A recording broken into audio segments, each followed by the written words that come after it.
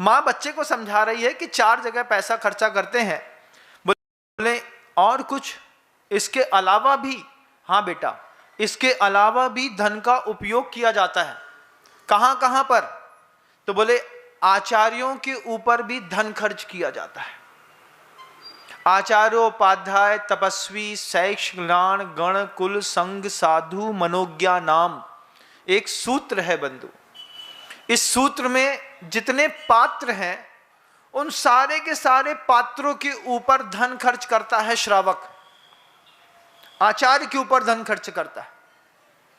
आचार्य के ऊपर धन खर्च करके क्या करेगा? उनके लिए मकान बनाएगा? नहीं, वो जैसा कहते हैं वैसी धर्म की प्रभावना में वह अपने धन का सदुपयोग करता है। गुरुवर के साथ 22-24 साल रहा मैंने लगातार देखा, गुरुवर ने अगर किसी चीज की तरफ देखा भी है तो लोगों ने वो चीजें खरीद ली। आचार्य सिंह जी रास्ता चलते निकलते हुए बोले ये जमीन बहुत अच्छी है। किसी ने सुना तो सौदा कर लिया उस जमीन का और खरीद करके आचार्य सिंह के सामने रजिस्ट्री रखा कर दिखाई।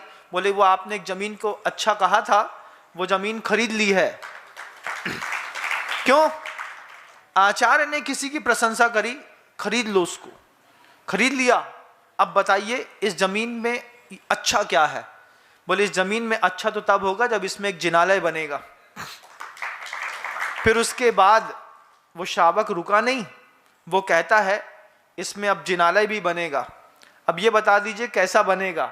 तो उन्होंने कहा पाषाण का बनेगा जिनालय और लोग देखते रह जाएंगे। और ऐसे श्रावक हैं इस दुनिया में कि उन्होंने जमीन खरीदी, उसमें पाषाण का जिनालय बनवाया, गुरुवर के हाथ से जिनबिंब प्रतिष्ठित कराया और वहां पर स्थापना करके युगों युगों के तक अपने यश कीर्ति कमाई। पैसा खर्चा करना है तो कहां कहां? आचार्य के ऊपर, उपाध्याय के ऊपर भी पैसा खर्च किया जाता है। आचार्य उपाध्याय साधु तपस्वी, कोई तपस्वी मुनिराज हैं खूब साधना कर रहे हैं, उस तपस्वी मुनिराजों के ऊपर भी धन खर्च होता है। महाराज उपाध्याय के ऊपर कैसे होता है? उपाध्याय के ऊपर होता है कोई मुनिराज हैं, अच्छे प्रज्ञा श्रमण हैं, बहुत अच्छा पढ़ना जानते हैं, उनको विशेष विशेष प्रकार के शास्त्र पढ़ने की अभिरुचि है। उनके लिए महाराज मेरे लायक कोई उपयोग हो तो आप बताएं मुझे। हाँ, मुझे 2 शास्त्र नहीं मिल रहे हैं, कहीं मिल जाए तो मैं लेता आऊँगा। अब वो दिल्ली बम्बई जाता है, उपाध्याय परमेष्ठी के ज्ञान का क्षोभसम और बढ़े और वो अपने शुद्धत्व को, सिद्धत्व को, श्रमणत्व को प्राप्त करें, तो उनके लिए बड़े बड़े ग्रंथ ला करके उनके सामने रख देता है। गुरुदेव ये ग्रंथ और ले लीजिए, इससे और आप अपना लाभ ले लीजिएगा। तो ग्रंथ का दान ऐसे किया जाता है। आचार्य के लिए आचार संहिता सुव्यवस्थित बनी रहे, उपाध्याय का ज्ञान का क्षयोपम बना रहे। श्रावक हाथ लगाता है पीछे से, ऐसा नहीं कि अरे उपाध्याय तो उनके पापा ने पद दो हुई है तो बे उपाध्याय बन गए, ऐसा नहीं। श्रावक का भी एक दायित्व बनता है कि उपाध्याय परमेष्ठी के लिए भी ज्ञान ध्यान तप वैराग्य इसकी रक्षा होती रहे, इसके लिए श्रावक धन खर्च करता है। आचार्योपाध्याय तपस्वी, तपस्वी साधु के लिए धन खर्च करता है श्रावक। महाराज हैं 2 दिन बाद आहारचर्या को उठते हैं, एक समय आहार लेते हैं।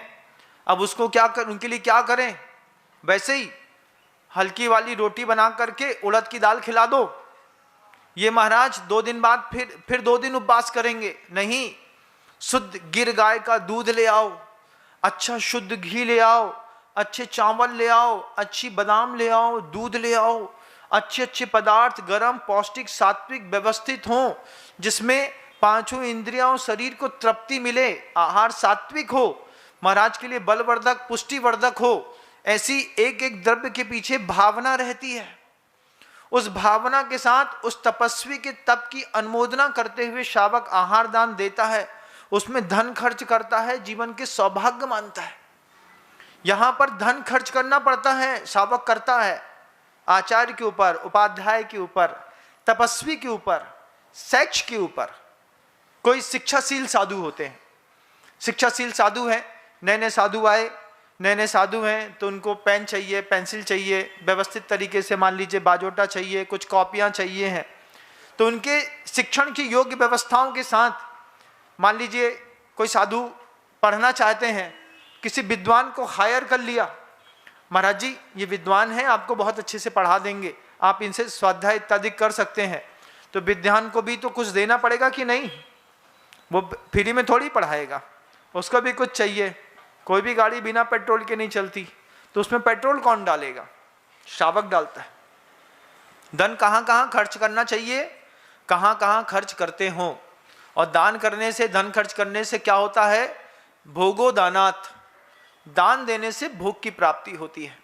फिर पांचों इंद्रियों की तृप्ति मिलती है, किसी भी प्रकार का रोग नहीं होता, किसी भी प्रकार की शारीरिक पीड़ा के बिना भी कुछ लोग दे छोड़ देते हैं।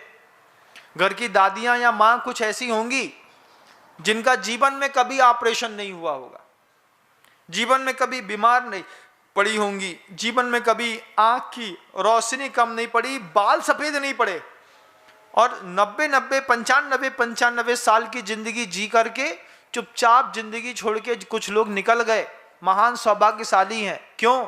जिंदगी भर इस देह से व्यवस्थित भोग भोगने की सामर्थ्य मिल गई, किसी पूर्व भाव में दान का उपक्रम। जय जिनेंद्र, अगर आपको मेरी वीडियो अच्छी लगती है तो प्लीज़ मेरे चैनल को सब्सक्राइब करिए, लाइक करिए, शेयर करिए। इसी तरह से अपना प्यार मुझे देते रहिए।